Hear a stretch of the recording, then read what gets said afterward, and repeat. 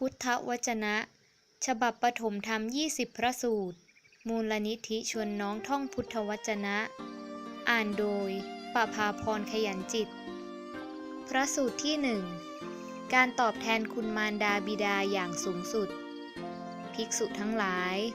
เรากล่าวการกระทำตอบแทนไม่ได้ง่ายแก่ท่านทั้งสอง ท่านทั้งสองนั้นคือใคร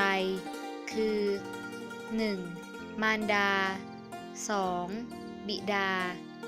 ภิกษุทั้งหลาย บุตรพึงประคับประคองมารดาด้วยบ่าข้างหนึ่ง พึงประคับประคองบิดาด้วยบ่าข้างหนึ่ง เขามีอายุมีชีวิตอยู่ตลอด100 ปี และเขาพึงปฏิบัติท่านทั้งสองนั้นด้วยการอบกลิ่น การนวด การให้อาบน้ำ และการดัด และท่านทั้งสองนั้นพึงถ่ายอุจจาระ ปัสสาวะ บนบ่าทั้งสองของเขานั่นแหละ ภิกษุทั้งหลาย การกระทำอย่างนั้นยังไม่ชื่อว่าอันบุตรทำแล้ว หรือทำตอบแทนแล้วแก่มารดาบิดาเลย ภิกษุทั้งหลาย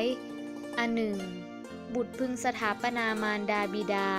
ในราชสมบัติอันเป็นอิสราธิปัตย์ในแผ่นดินใหญ่อันมีรัตนะ7 ประการมากหลายเช่นนี้การกระทำกิจอย่างนั้นยังไม่ชื่อว่าอันบุตรทำแล้วหรือทำตอบแทนแล้วแก่มารดาบิดาเลยข้อนั้นเพราะเหตุไรเพราะมารดาบิดามีอุปการะมากบำรุงเลี้ยงแสดงโลกนี้แก่บุตรทั้งหลายส่วนบุตรคนใด